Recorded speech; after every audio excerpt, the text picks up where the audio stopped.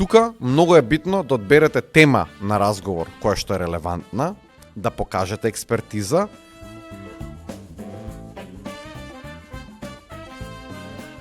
најчесто овие објави треба да се со подолг текстуален контекст и секогаш мора да има одреден вид на фотографија или креатива прикачана на таа објава, бидејќи креативата ќе ги натера луѓето кога скролаат да застанат на објавата, првата реченица ќе им каже дали е доволно битно да кликне некој шоу мори да го прочита целиот пост, а понатаму структурата како што зборевме и претходно, како еден вид на академски есеј напишан. Мора да има вовед, мора да има главен дел и мора да има заклучок.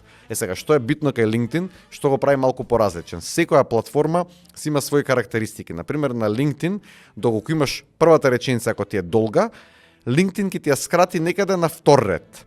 Ама ако си доволно паметен да направиш многу кратка прва реченица, да оставиш празен простор и да направиш трета реченица, веќе LinkedIn дава подолга структура и визуелно те тера повеќе, дури да е досаден постот, да кликнеш show more. Ако кликнеш show more, веќе LinkedIn го смета тоа за интеракција и за некаков ангажман со таа објава и веќе таа објава ја смета за порелевантна.